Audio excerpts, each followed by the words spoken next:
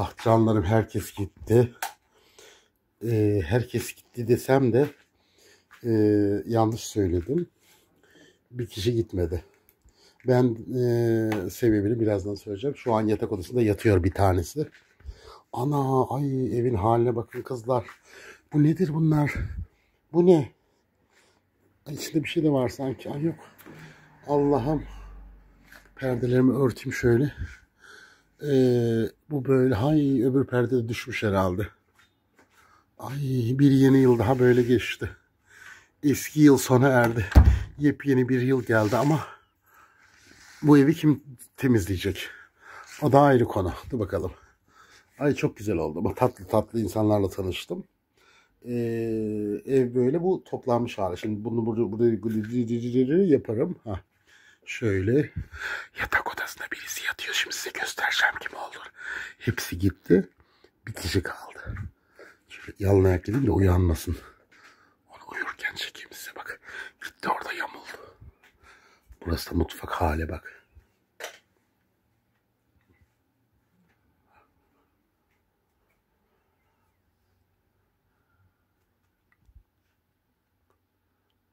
Sıçrıkla beraber yatıyor.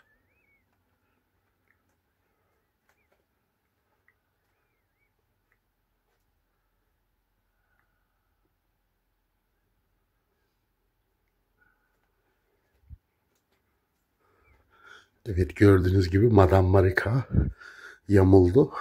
Ben ona dedim, o şey içti. Onlar sek vodka mı getirmişler, rakı mı ne getirmişler. Onu içti. Ben de yani ben yıllardır içki içersem ben bile içmedim yani. Çok ağır yani. Biranın üstüne kalktı şey işte. Ah canlarım, bakın. Bakın işte. Bizde bu yana böyle hep tertemiz. Takılırsan yerler yapış yapış. Olan bana oldu yine. Ya, görüyor musunuz yavrum? İşte Okşan şimdi bunları temizleyecek edecek bilmem ne. Ay, o değil de ben, biliyorsunuz, ben evde birisi yatarken korkarım yatmaya. Madame Marika'dan daha çok korkarım. Gece beni boğma olmasın bu deli anacığım. Ay, şu Okşan'ı boğayım da YouTube'un kraliçesi ben olayım diye düşündüm. Sıçrıkla yan yana yatıyorlar bir de. Ah canlarım, valla bu kadar top. Yerleri yarın sileceğim edeceğim. Bu sehpayı topladım. Yorganımı, yastığımı getirdim. Burada şimdi yamulacağım. Marika da şeyde. Marika yatıyor arkada. Yamulmuş. Kürkü, gözlüğü, yemin ederim kürkü ve gözlüğüyle yatıyor. Ay, horluyor bak. Ama salona geliyor horlaması, yemin ederim, olsun boşver. Burası da mutfağın son hali. Marika kürküyle yatıyor. Hava da soğuk biraz aslında ama bilemedim şimdi. Günlük üşür mü? Üşür mü Marika, üşür mü? Üşümez ayol. Ah canlarım. Makyajımı bile silemedim vallahi. Genç kız eşarbımı taktım. Şimdi yatacağım. Eskiden şey yapıyordum, böyle bu tarz eğlenceler falan böyle kaldırıyor. Ama bugün eğlendim, yalan yok böyle. Hepsi çok tatlı insanlardı. O yeni gelenler de çok tatlı. O kızlar, bizim kızlar zaten, Onurlar falan zaten seviyorum. Yeni gelen iki kişi freestyle. Onlar da iyi çocuklardı. Torunumuz yaşında hepsi, biliyorsunuz. Şimdi yatayım, uyuyayım. Şöyle bir yatayım, kukurik alayım. Vallahi çok yoruldum.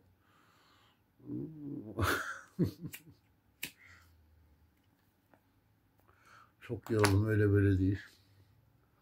Ay, Marika şey dedi, ben, biliyorsunuz canım, benim bir huyum var. Evde birisi yatınca ben uyuyamam. Ama çok bayağı bir şeyim yani, sarhoşum. Bir hoşem, sarhoşem, bir hoşem. O yüzden uyumam gerekiyor. Ben biraz yatayım, sonra kalkar giderim dedi Marika. Ben de bir şey demedim, ne diyeyim Marika. Başkası olsa başlatırdım.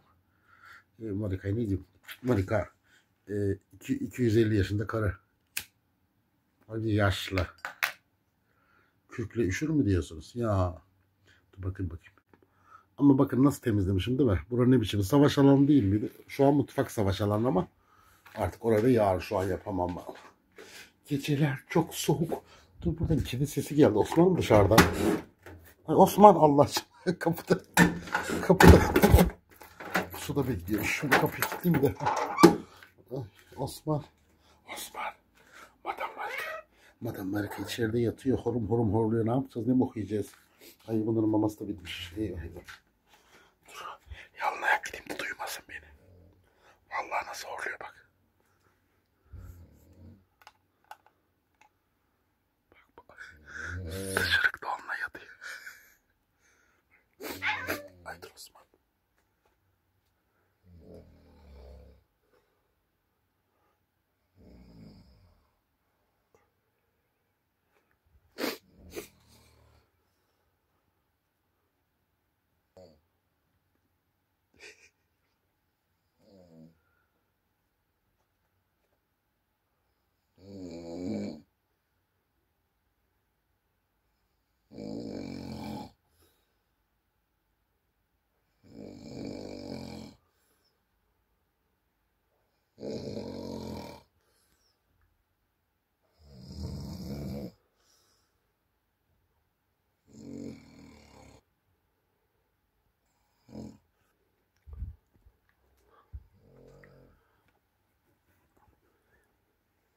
Örtün bari üşür bu. Yaşlıya üşür.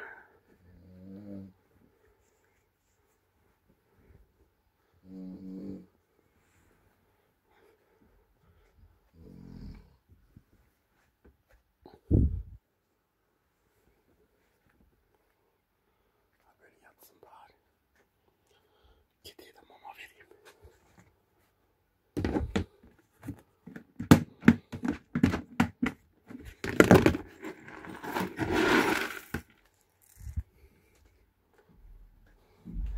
Osman.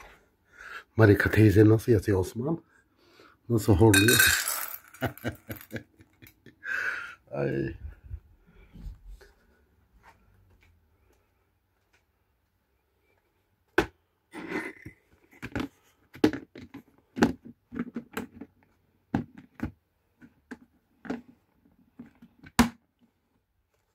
Şimdi kesilmiş horlaması. Bak tacı da burada. Bak.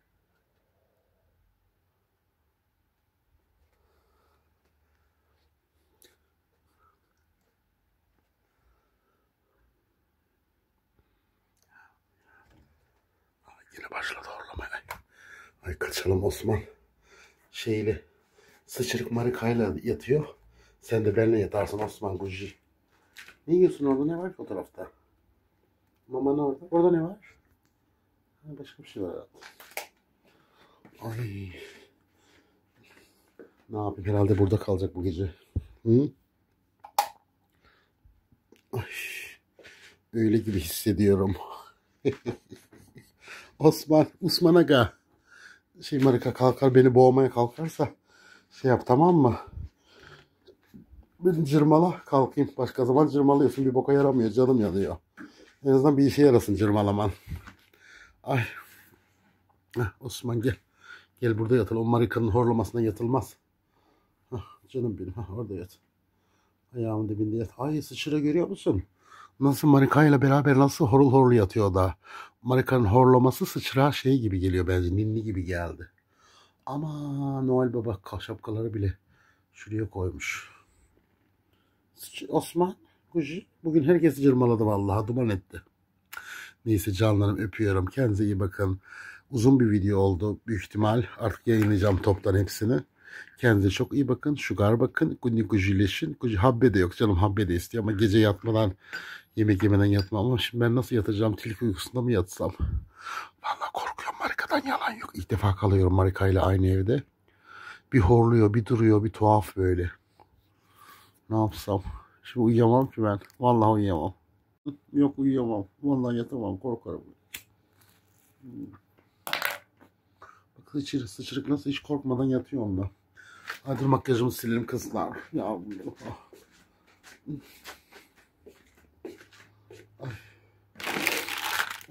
bir başıma girdim yılbaşıma. Yo, bir başıma da girmedim. Oo, kaç kişiyle girdim vallahi yılbaşıma. Maşallah. Kalabalık girdim de işte finalde yalnız kalmayı planlıyordum ama olmadı. Nasıl bunu kaldırsak da başlatsak? Şeker diyorum. Osman Aga. Ne yapsak? Gidip Marika'nın götünü çırmalasana. Kalksın. Neyse Marika uykusunu alana kadar yatmam ben. Çünkü benim huyum öyle canlarım. İstemediğimden değil. Kim Marika'yla arar? Hiç kim olursa olsun. Evde birisi varken yatamıyorum. Hmm. Ne yapacağım bilmiyorum. Ay. 2025'e Marika benim yatağımda yatıyor. Ben çek yatta. Canım benim yatsın. Ay.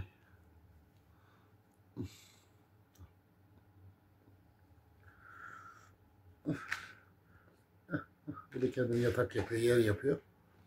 Birazdan yatmak için. Heh.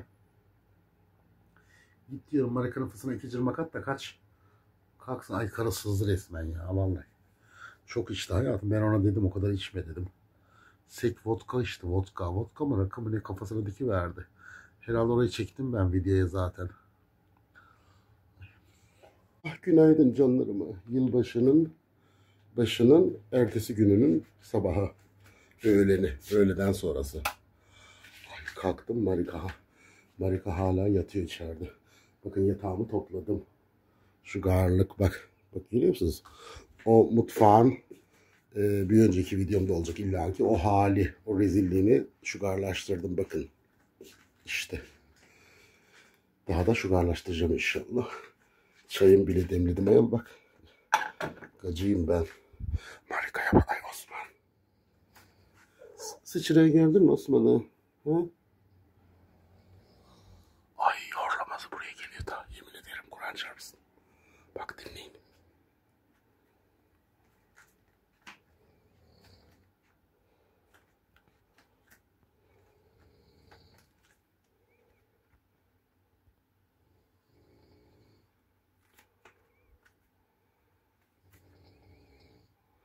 Kameranın ışığını açtım.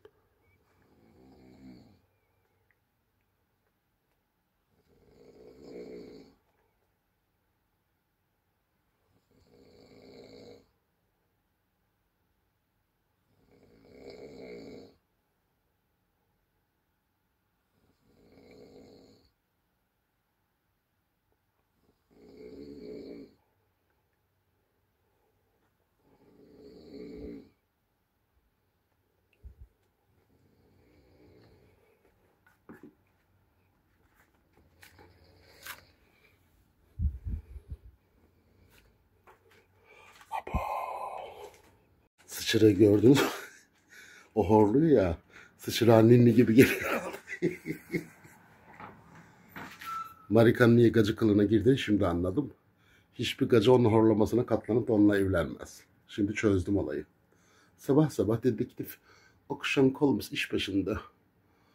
Ay ne geç ay bir çöp çıkardım. Mutfaktan bir çöp çıkardım. Durun göstereyim size.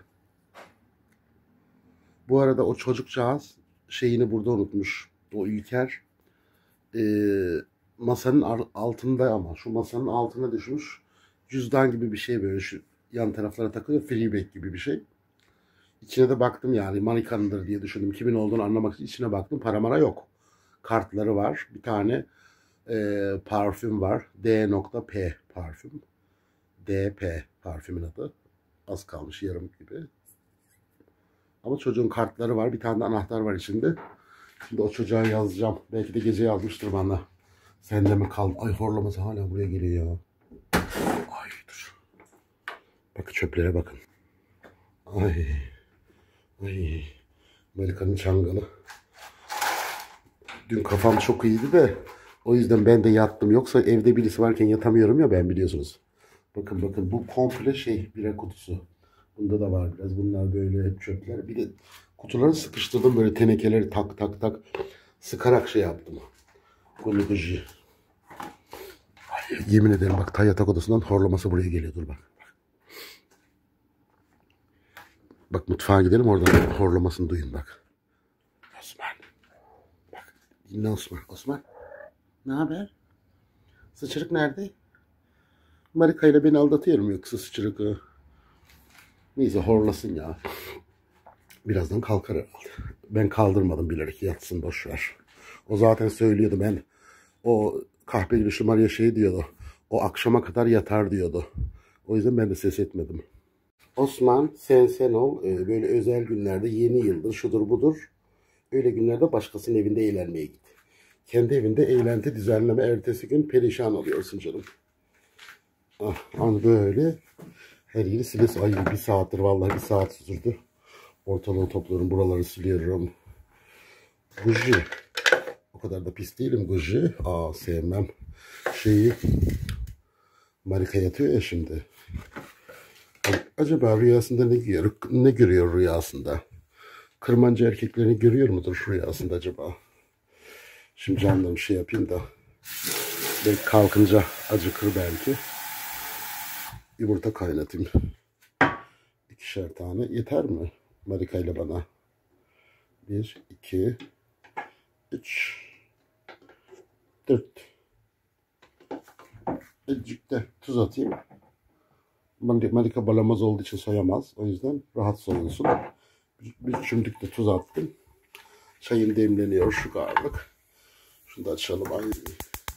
2025'in ilk yumurta kaynatmam. Ay 2025'in ilk çayı. Ay canım daha çok yemiş. Neyse o kalkınca bir şeyler hazırlar bana yer. Ben çok sevmiyorum biliyorsunuz darniklerim. Oh. Ay kuş. Çocuk unutmuş kartlarını ya. Ben daha çocuk şimdi belki de bana yazdı etti. Ben de burada YouTube videosu çekiyorum hala. Daha WhatsApp'a bile bakmadım. Kalktım ya. Ay bunun sehpayı bunu da silecektim az daha. Kameranın açık olduğunu unuttum derliklerim. O yüzden sehpayı şimdi silelim. Ay. Aman da ne zor imiş kızlar.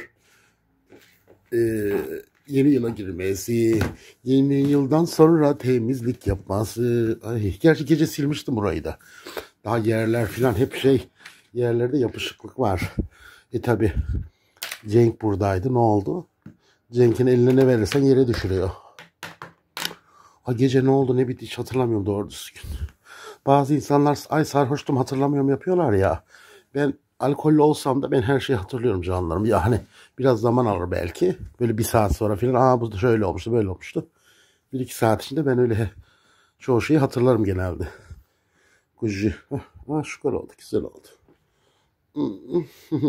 Ay yok içime sinmedi. Bunları kaldırayım şöyle silkeleyeyim. Bir de evi süpüreyim en güzeli.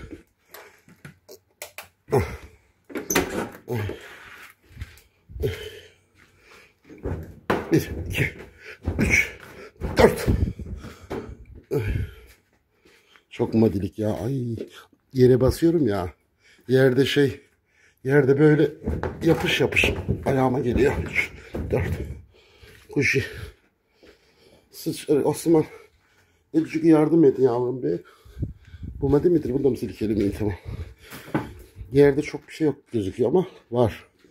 Süpüreceğim. 2, 3. Şimdi odadan süpürgeyi almam lazım. Marika kraliçeyi uyandırmamak için yalnaya gitmek lazımdı. Ay.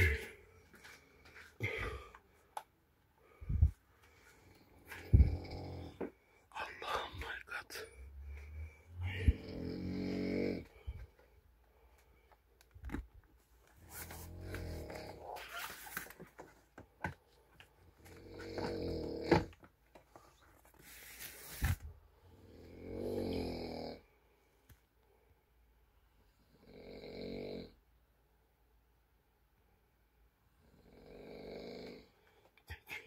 Bay Safiye bay.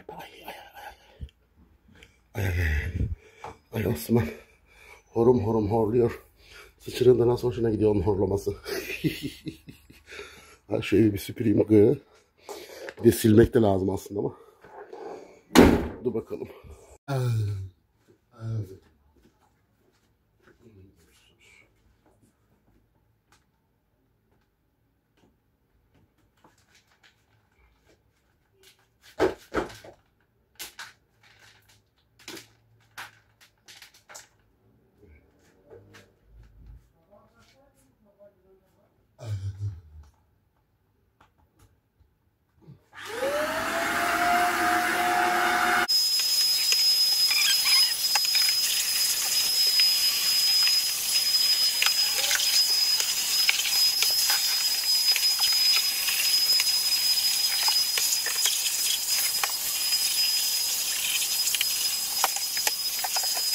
Bakın darniklerim yere basıyorum ya, bak şimdi bak. Bak. Bak ayağım yapışıyor yere, bak bak. Buraya ne dökülmüş de baksana, ne bir ama ne bilmiyorum. Bir de fazla ses yapmayayım diyorum şey. Yazık. İşte sultanım uyuyor. Marika sultanımız uyuyor. Çok ses yapmıyorum bilerek. Kalkması yazık, günah uykusunu alsın. Ay. Ay bunda sessiz çalışanı yok ki hayatım, ne yapayım?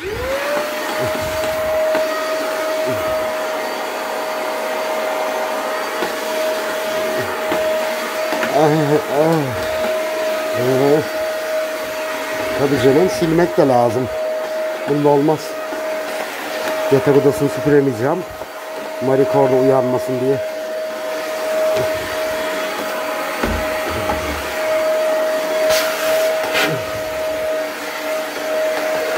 Ay.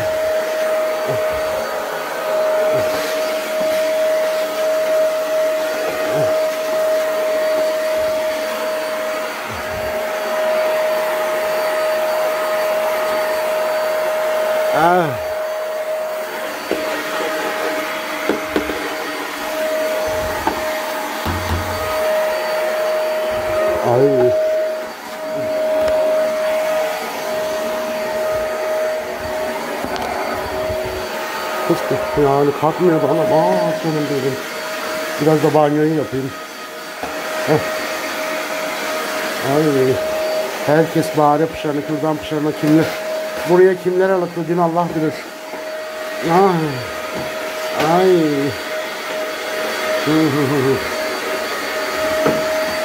Neyse. Süpürgeden korkmuyorsun Osman. Aferin sana. Git de Marika'yı kaldır hadi. Boş boş duracağına orada. Ay yeter. Bir de sileyim şöyle güzelce yerleri. Buji.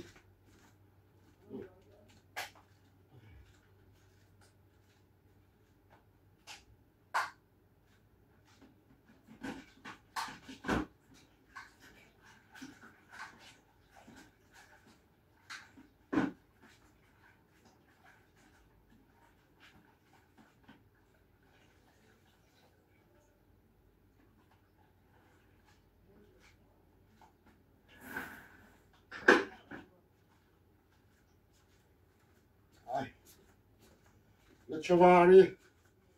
Vileda laçavari bak. Ay. Burası da böyle şey oluyor ya. Kilidimi takıyorum bak. Bak kilitliyorsun ya. Tam durmuyor, böyle geri aşağı düşüyor. Ama yoksa öğrendim bu villadan nasıl kullandığını öğrendim, tamam ya.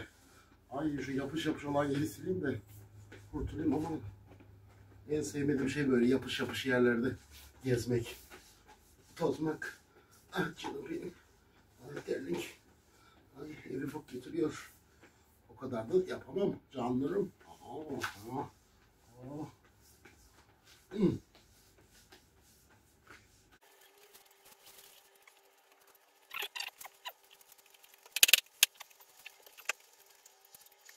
Yumurtalar da kaynıyordu. O çayım çökmüş mü?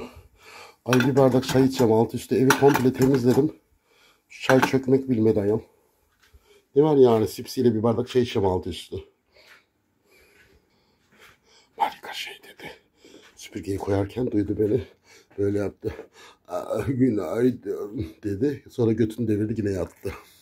Bu arada canlarım, eğer bir gün önce alkol içmişseniz bir gün sonrası enerjik olursunuz. Bir süre kalktığınızda akşama doğru yamulabilirsiniz. O yüzden onu yaşamamak için bol su içmeniz gerekiyor.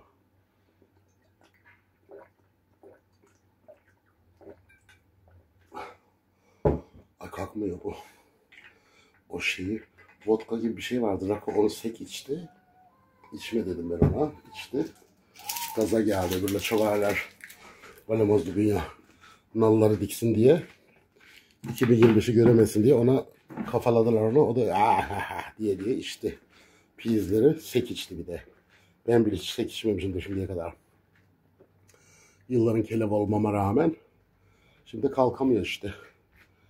Yumurtalar kaynıyor. Kaynıyordu. Bu niye bunalık kız? Bıktı bunlar bunalık şeyde. Full HD ama dur bakalım. Bir zahmet canım, çöktün mü? Aa buyur. Bu kaynamış mıdır? Bu kaynamıştır. Bayağıdır kaynıyor. Allah'ın cezası. Bu çay niye çökmüyor ya?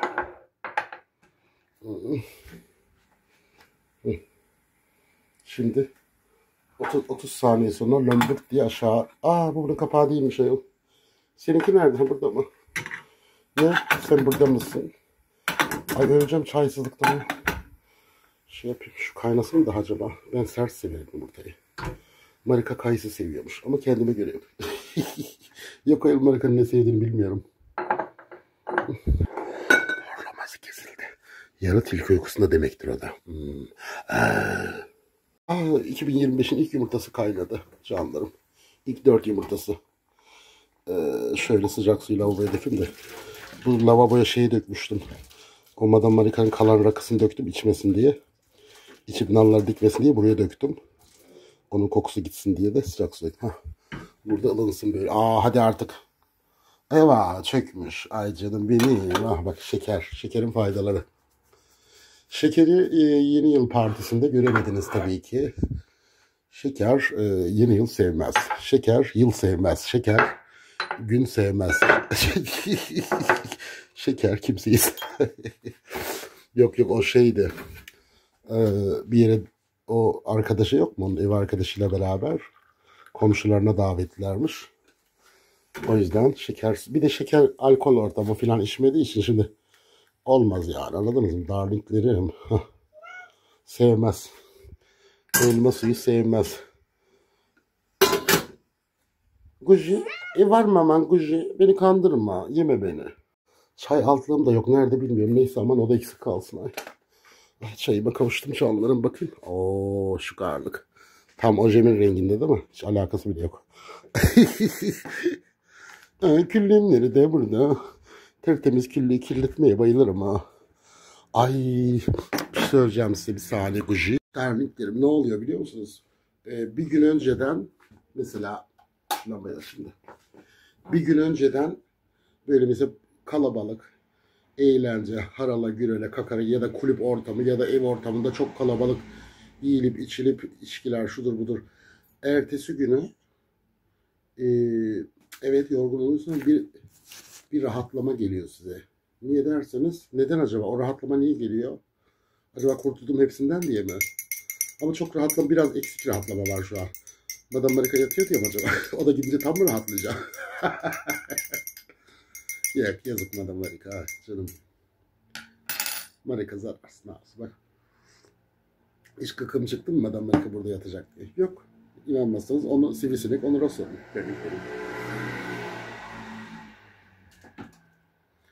İşte yani 2025'in ilk Osman'ın atlaması.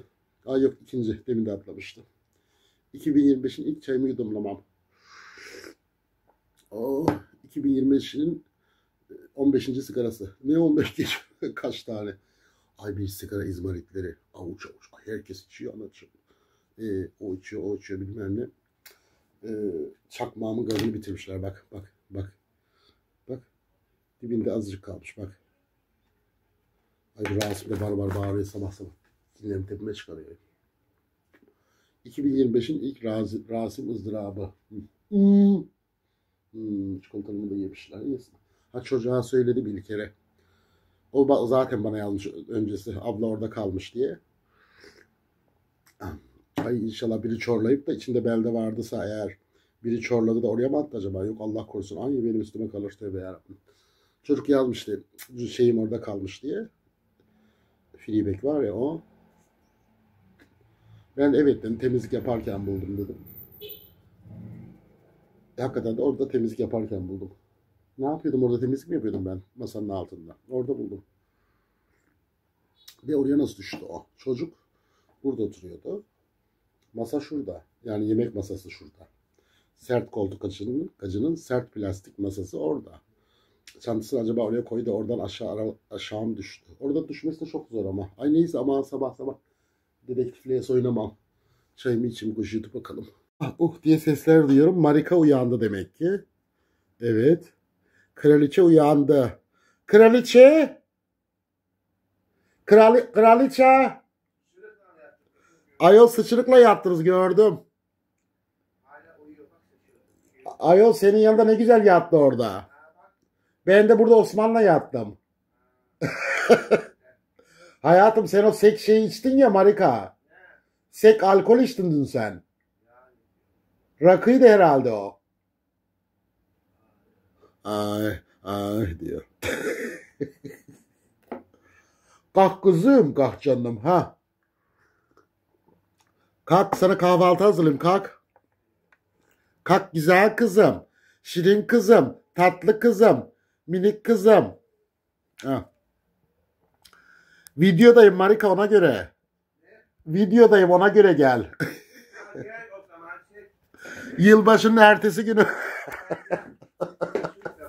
Haberi yok gelecek diyor. Dur. Geliyorum. Ay Marika'nın uyanmış hali. Bakın efendim. Nasıl güzel. Ay. Günaydın. Prenses kraliçe. Makyajın komple yastıkta herhalde. Sıçırıkla mı yattın? Vallahi bak aha burada. Aynen öyle. O orada yatar. Bir ara var ya peruğu çıkartmışım şuraya. Gördüm. Uykulu. Ay dedim o hali çeksem mi dedim. Ayıp olur dedim çekmedim. Peruğum zannettim. Yemin et. Onu alıp kafana mı koydun sıçırığı? Koymaya çalıştım bir durmadı. Tövbe yarabbim ya. Evet kürkler. Kırmızı ev. Yılbaşının ertesi günü genelde böyle olur. Ev tam bu şekil olur. Hadi gel çay demledim bebeğim. Güzel bir de kahvaltı hazırlayayım sana. Güzel eğlendik. Güzeldi değil mi? Video geliyor size olay. Ama bu zaten bundan önce yayınlanmış olacak o video. İki tane yakışıklı. Bu devamı. Bu devam. Bu sonra ertesi günü. Yılbaşının ertesi günü Valla olmuş olacak. teşekkür ederim. Çok güzel bir yılbaşı. Güzeldi. Ben de oldu. eğlendim. Ben de kendi adıma Çok eğlendim. dostluk, arkadaşlık böyle nasıl bir pozitif enerjiyle dolu bir yılbaşı oldu. Aynen. Çocuk cüzdanını unutmuş burada. Ya. O İlker var ya sarı olan Cenk'in taklidini yapan. Ya. İçine baktım hemen. Ama boş değil, kredi kartları var, anahtarı var. Bir de parfümü var. Şey yaptım ama. Zaten yazmış bana. Ben de hemen dedim burada kalmış. Gelip alırım dedi. Ortamı çok güzel beğendi. O mahsus bıraktı beni bir daha gelmek için. Masanın altına düşmüş. Mahsus bıraktı. Hani öyle, ama öyle ortam bulamaz daha o kalabalıkta. Öyle bir ortam öyle hoşuna gidecek çocuğun. Acaba o her gün böyle mi zannediyor? İşte yani vur patlasın çal oynasın. Onun için işte dedi tekrar geleyim ama çok iyi bir çocuk. İkisi de çok iyi. Çok sevdim İlker'i. Ötekinin adı? Yok karıştırdım. İlker yakışıklı olan mı? İkisi de yakışıklı canım çocukların. Sarı olan. Dedim benim Domez. Sen Domez'i mi diyorsun? Domez zannettim. Domez değil mi bu? Kele diyorsun sen bizim Domez'i. Abi yeni Domez'i mi?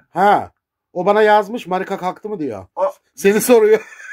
Ay o var ya vantuz. Vallahi seni soruyor. Sus. Öbürleri İlker'le Kerem'di galiba. Tamam, o fenomen olan çocuk düşürmüş diyorsun. O düşürmüş canım öbürü değil. Tamam. Sen ben yap. Yeni şeyi zannediyorum. Domez'i zannediyorum. Sen yüzünü yıka küründen. Küründen yıkar şimdi. Tabii ne demezsin. Hadi. Yok uzanacaksan daha uzan. İyi mi? Fazla yatmadın kız 12 saat. Hadi. İyi hadi bakalım. Sıçırık seni peruk mu zannetti Marika? Aldı kafasına mı koydu seni? Evet, Marika'nın isteği üzerine ne yaptım sana Marika? Yumurta. Neydi yumurta? Hayatım çok o öyle seviyormuş. Düşünebiliyor musun? Kırdım. Tereyağında yaptım. 4 tane yumurta. Kırılmış yumurta. Dışarıda var ya abartısız 200 lira. 4 tane yumurta getiriyor şimdi bana. Marika böyle seviyormuş. Karıştırmadan bu şekil seviyormuş. Bakın şöyle göstereyim yaptım bakın. Aha, bu şekil seviyormuş. Doğru yapmış mı? Vallahi doğru. Doğru mu?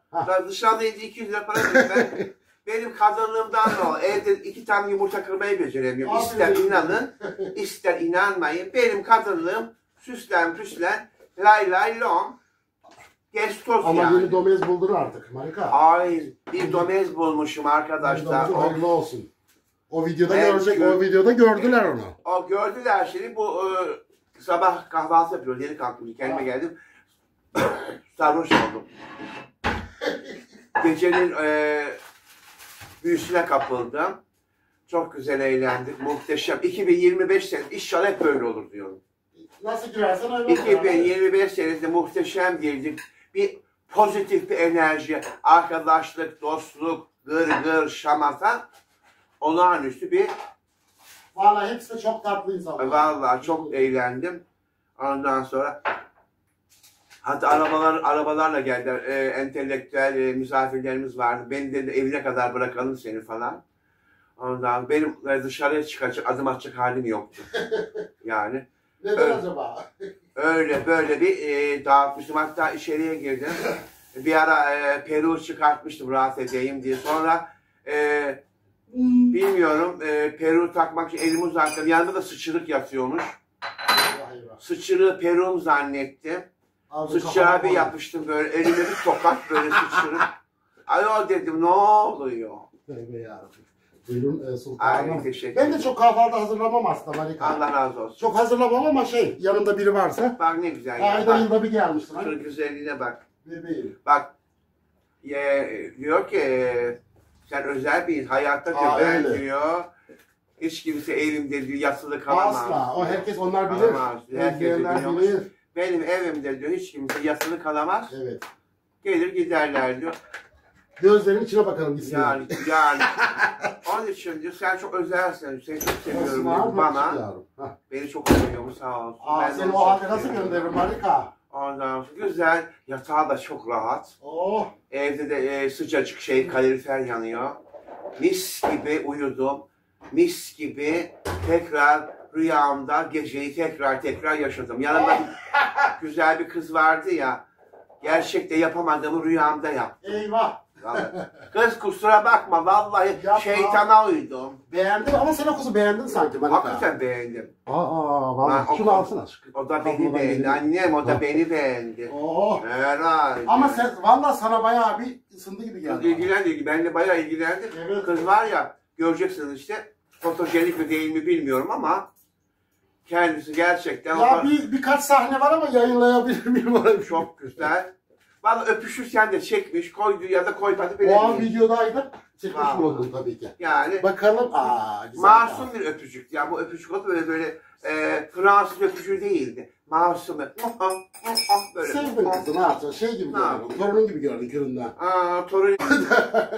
Şeker şimdi Bak burada, işte burada kahvaltı olsa yapıyoruz. şey olmuş mu? Benzemiş mi ona?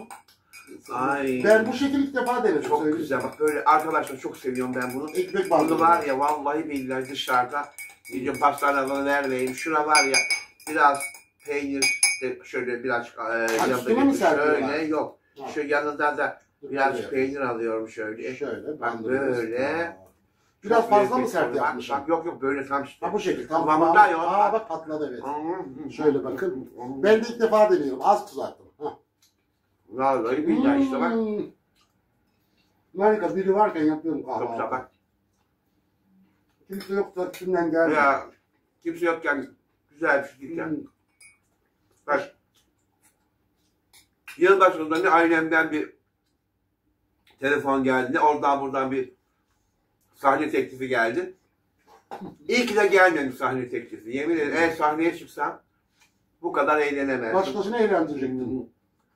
Muhteşem oldu. Şimdi kendi kafamıza göre eğlendik. Çok eğlendik. Şeker niye yok? Yılbaşı eğlencesi. Şeker Ama içki bu arada içmiyor, bir şey yapmıyor. Burada son noktaya koyuyorum arkadaşlar. Ben şekeri seviyorum. Şekere dedim. En son yolda karşıda kızım dedim. Ben seni seviyorum. Niye dedim. Kaçmış ya. Hadi dedim. Niye kaçıyorsun dedim. Ben canavar mıyım kuzum? Canavar mıyım dedim. Aynen. Ondan sonra benim arkamdan konuş dedim. Prim yapar dedim. Lubunyalar bayılıyorsunuz dedikoduya. Değil mi? Şeker ne dedi? Madame Marika ne diyecek? Okşan ne yapacak? Seyredin ayol.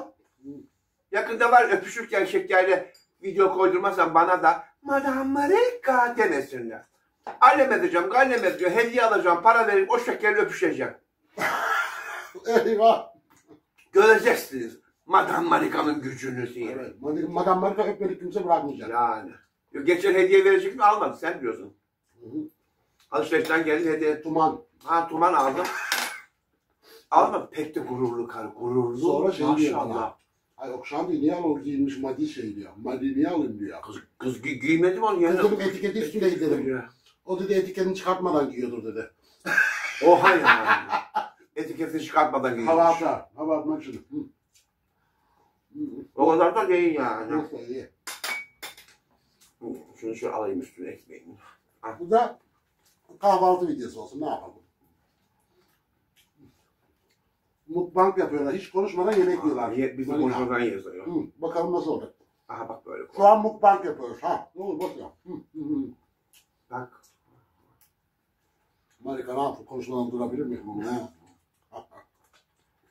Olay. Ben korktum. Marika set içki içince korktum. Gittim aldım, haberi yok. Lavaboya döküverdim. Daha vardı şimdi. Bak bu benimkini içer diye lavaboya döküverdim valla. Valla olur ya kafam mafam vururum da bir yerlere. Ha bir şey olur Allah Aklım korusun. başı belaya girer. Madem Marika şok akşam evinde. Yılbaşında. Öldü. 2025'i göremedi. Kafa 2025'e giremeden kafayı Zaten vurdu şeye. Marika sürekli şey diyordu. İnanamıyorum diyor. 2025'i gördüm ya diyor. Hakikaten Şaşırıyorum dedi. şaka gibi ya. O göremeyecekti Allah korusun tabii. Vallahi işte bak eskiden 1999'da bir dizi vardı arkadaşlar. Uzay 1999. 99'da Ay'a üst kuracaklardı. Ayda Amerika işte üst kuracak, bir koloni kuracak. İnanıyordum ben de. 2025 oldu. Ayda hiçbir şey yok. Bence var ya Ay'a falan gitmedi Amerika. Hikaye onlar. Ben dünyanın düz olduğuna inanıyorum. Şöyle bir kubbe olduğuna inanıyorum. Ay'a giden, uzaya giden insanların yalan. Yani Amerika var ya senaryo yazıyor. Sonra Ay'a git. Ulan Ay'a gitseydi şimdiye kadar Ay'da var apartman dikmişiz, apartman. Niye? Ay'a gittik dedikten sonra Ay'da bir faaliyet yok. Kaynamış yumurta ister misin Marika? Onu da getir Ya, şimdi ben yavrum. ondan Yiyelim yiyeyim. yavrum, yiyelim. Ay'a maya gidilmedi. Atıyorlar onlar. O resimler nereden geldi? Ay, Senaryo. sahte diyorsun. Hollywood filmi, Hollywood. Yani Ay'a gitseler Ay'ın her yeri çekmeleri lazım. Hiç göremedik bir şey. Ya Maalesef. o zaman Ay'a gitmesi, Ay'da üs olması lazım. Ay'da Ay'da koloni üs olması olması lazım lazım. da. Ay'da ne var? Ne var? Hiçbir şey yok. üçün biri var. Yani. İçkinin ertesi günü... Ay, Boş ver şey yapalım. ay tuttum yumurta. Marika ben kalktım evi topar temizledim süpürdüm. Sen duydun mu süpürge seslerini? Ben de duymadım. Ya! Süpürdüm sonra Ben o- sildim. Bu çocukta eğitimde ben o küçük kızla ilgileniyordum. Rüyamda. Ha, o yanında bir gacı oturuyordu ya bunun. Dövme yaptıracağız, dövme onunla Ha, dövme. siz dövme falan yaptıracaksınız. Yaptıracak mı gerçekten? Vallahi istiyorsun yaptıracak, yani. dövme çok pahalı. Ben sevmiyorum. Kızı da alacağım, dövmeci yapacağız, sponsor bulduk. Kızlar oramıza, borumuza, her yerde dövme yaptıracağız. Dövmeci gacı benim arkadaşım var dövmeci. Sen kendini biliyorsun yavrum. O gacı hatta sana da söylemiştim yapsak mı etsek öyle kalmıştı hatırlarsan. Hı. O çocukların sponsoru varmış herhalde. Ama o çocukların çok kaliteli sponsoru. Benim dövmecim de kaliteli. Bebeğim benim. Güzel kız. Ya. Hatta ben onu o çocuklara da gösterdim. Bak bu da dövmeci dedim. Hemen şey dediler. Biz de şey yapsana dediler. Tanıştırırsın onu da, tanıştır onlarla. İsterse tanıştırırım. İnanılmaz iyi dövmeler yapıyor. O kız böyle sanatsal çalışıyor. Ya. Canım. Çok şey bir kız. Allah aşkına. Onu da yaptırayım. Her yeni dövme yaptıralım Marika. Ne yapalım? Olsun diyorsun. Ha. Hiç sende yok değil mi normalde? Var, al dandik. Madi mi? Madi. Bir şey, bu arada bir şey diyeceğim. Marika aslında Lubunya dilinin tamamına hakim değil. Dün sordum ona. Şimdi bazı şeyleri söylüyorum. Ben Marika Lubunya diye her şeyi biliyor diye düşünüyorum da. Çoğunu biliyor tabii. Çoğunu da biliyorsun. Bilmediklerin de var. Ben şimdi sen kahvaltını yaparken arada sana Lubunya öyle. dilinin, arada bir şey soracağım. Böyle. Madi. Kötü. Şil. Tehlikeli. Sen diye arada soracağım. Siz de öğrenmiş olursunuz. Videolarda eğer bu dili bilmiyorsanız bu dili öğrendikten sonra daha rahat anlarsınız Okşancım'ın videolarını. Evet. Sirkaf. Ev. Marika hayırdır? İyi ya. Söyle yavrum. Yani hiç şey yok. Düşünün. Paparon. Paparo, polis. Baby. Baby de polisin bebek yüzlüsü. Güzeli yani. Yumuşak. Yumuşak beyinler. Habbe. Bak bu habbe. Marika her şeyi biliyorsun ha. Karı kafan yemiş. Tarla başında oturan benim. Sen değilsin. Bana öyle dedi ama. Yok akşam çoğunu bilmiyorum dedi. Tarla başında oturuyorum da karı zannediyor bilmiyorum. Beni köklemiş demek ki. Yani. Ay o tarla başında oturup oradaki oradaki hayat kadınların hepsini tanıyorum ben. Her zaman sohbet ediyorum ben. Lubunya'lar. Tabii gezmeye çıkarken işte Filiz, Maldi Filiz diyorum. Filiz, Üçlü Priz, öbür şeyler, Lubunya. Hele bir tanesi var. Çok güzel bir tane var orada biliyor musun? O kadar güzel bir şey var ki orada. Çalışan bir trans kadın var. Arkadaşlar o kadar güzel ki anlatamam size. İnsan bu kadar mı güzel olur? O vücut, o yüz, o saçlar. Geçerken bana bazen haçlık verir. Geliyor valla. Neden çok güzel olmasının sebebi anlaşıldı. Yok vallahi güzel. Vallahi. Çayını iç bu. Abla diyor çay parası diyor veriyor. Ben de alıyorum. Buradan duyuruyorum. Para vermek istiyorsan verebilirsiniz. Çekinmeyin yani. Böyle bir havalı görüp de entelektüel karı demeyin. Her türlü yardımınızı açayım diyor. Bravo. Ne yapayım ayol? Çayını iç birer bardak daha da oluyor. Beldeleri alıkın diyor ya. Çıkarttı kız 200 lira para verdi. Ablam dedi kurban olurum sana dedi. Sen dedi önümüzü açtın dedi. Halk dedi seni Maalesef seviyor. Dün bir de bir şey oldu ondan Yani, atsana. neyi? Cenk bir gacıya hani para verecekmiş diyorsun İban'la. Bir baktım ki sana göndermiş. Cenk dedi ki bana. Ay şok oldum. Bir tane dedi kadın dedi bana dedi para göndermek istiyor dedi. Bulmuş beni dedi. Benim IBAN'ım yok dedi. Ha. Şunu arasanıza dedi. Ben kabul Kaç tane etmedim. telefonla ben parayı duyunca gözüm fırladı. Ben kabul etmedim. Korktum ben şimdi. Yani, ne bileyim ben. Ondan sonra şimdi buna Markanın gözü döndü dediği gibi. Arzu ismi de. Ha. Güzel de bir kadın. Arzu numarayı bir çevirdim. Benim Arzu çıktı. O Arzu yani. Meğerse daha önce buna göndermiş tesadüfe bak. Bu kadar olabilir ya. Aradım kız Arzu dedim. Ne yapıyorsun dedim. Cenk verdi dedim numara. Zaten dedim bende vardı numaran dedim. O Arzu da bana en son 1000 lira para harçlık yollamıştı. 1000 lira. Ama Cenk'e bu sefer gönderdi mi? Bilmiyorum daha telefonuma çıkmasın. Dün hani gönderecekti öyle kaldı o olay. Göndertirim ben Cenk'e. Bana çünkü o Arzu birkaç kere para gönderdi yani. Bir 300, bir 500, bir 1000 ev alacakmış. Hayırlı uğurlu olsun. Ben dedim ki hakikaten IBAN'ı yok mu şeyin? Cenk'in. Ben şimdi telefonun şarjı açtığı zaman Arzu'yu ararım. Gerekirse Arzu'ya gönderdiği para Cenk'e verirken video çekerim. Sonra derler ki derler. şöyle Arzu'cum senin gönderdiğin para veririm şeye Cenk'e. Teşekkür ederiz. Videosunu da sana WhatsApp'tan yollarım. Sonra derler ki Cenk'in paralarını yiyor derler. Onu iyi söyledim. Bak şöyle bir şey. Birkaç kere Şeker'e de mesela destek oldular. Ben Şeker'e parayı verirken video YouTube'a değil tabii ki. Şahıs olarak. Al Şeker say. Öyle olması mesela lazım. Ahmet Mehmet Yani. teşekkür et. Yani. O videoyu da o kişiye gönderiyorum. Çünkü olmaz. dediği gibi vermedi derler, bir şey derler ama Sen derler yedin onu İBAN'dan gelen paraları yedin derler aynen sonra abla. O yüzden Ben zan altında kalamam yani. video en iyisi. Zaten adam çıkmış paracı diye. O paranın üstüne de yatmak istiyorsan videoyu çekip gönderdikten sonra Şeker'e bir yumruk atarım, alırım elinden. O da olabilir. Yok be. Kız bana gönderdi zaten kız ayol. Yani bana para gönderen bir kız bu, anladın mı? Hem 2-3 kere gönderdi.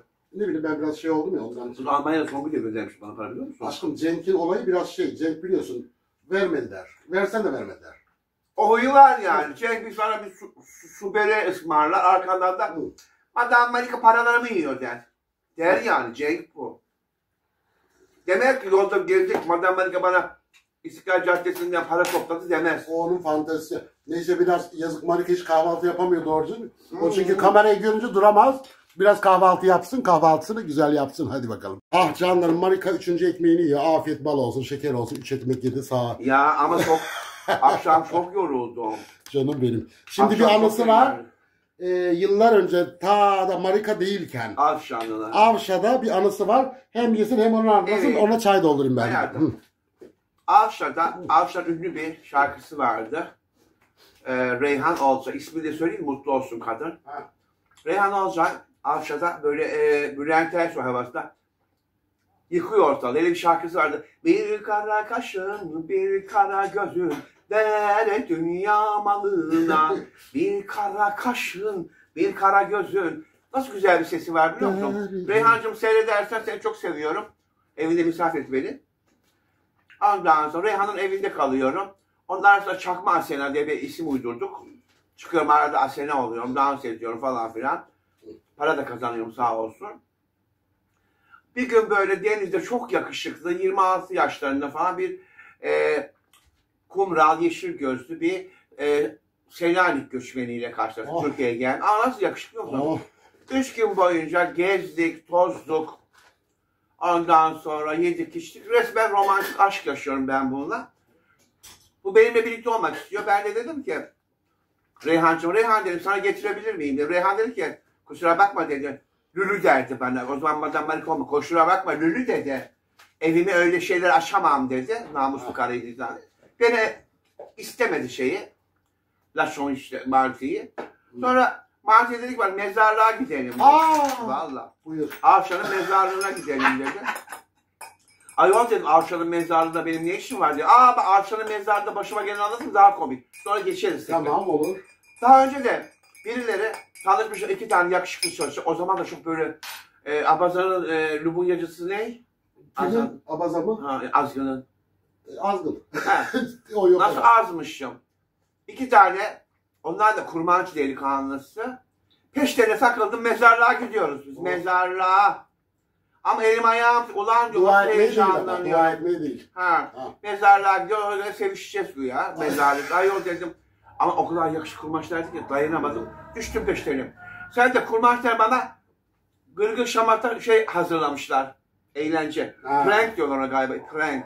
Yani hazırlıklar. Gitti bak ne oldu. Marika dedi o güzel sesini biz dinleyelim dediler. Şurada dediler bir ay akşamda ışıklı şarkısını söylesene dediler. Ne kadar romantik ama. Ben başladım böyle. Ay akşamdan ışıktır, yaylalar yaylalar. Gümüş şemşir, ne şimşir kaşık? Hüküm şimşir kaşık. Hüküm mü? Hüküm şimşir kaşıktır derken o mezarın arkasından 10 tane 15 tane delikanlı çıkıp yaylalar yaylalar hüküm şimşir kaşıktır dino mu dino. Ben düştüm bayıldım. Korkudan. Korkudan ayol. Beni korkutmak için bunlar demişler ki gelin Madame Marika'ya bir şaka yapalım ne yapalım o zaman akıllı değil. O çocuğu mu kullanmışlar? O ayrı. O ayrı olay bu tamam. Onun için gitmedim zaten mezarlığa.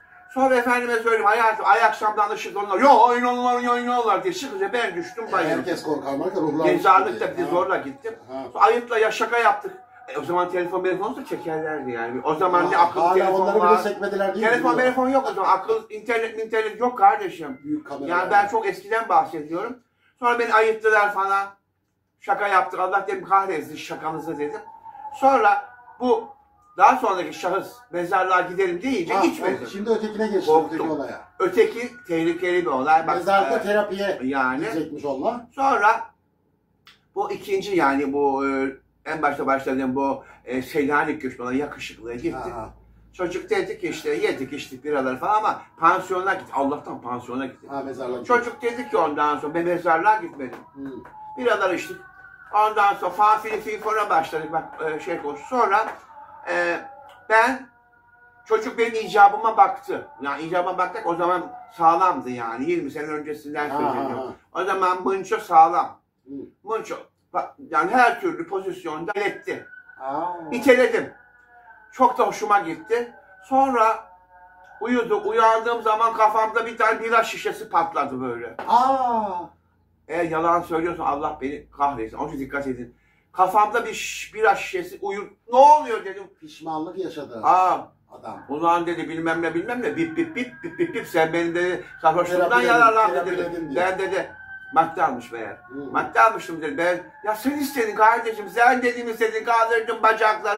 Sonra ben buradan kanlar fışkırıyor şöyle. Ben bağırıyorum yardım edin imdat. İyi ki de mezarlıkta olmadı bu olay. Ölürsün orada. Hazır gömerdi. Sonra kaçtı gitti. Yani. Utandım da ben böyle pansiyoncular geldi ne oldu bilmem ne falan filan. Şikayetçi ol, ada küçük buluruz, içeri attırırız falan. Ne diyeceğim? Jandarmaya ne diyeceğim Allah aşkına? Terapiledim onu.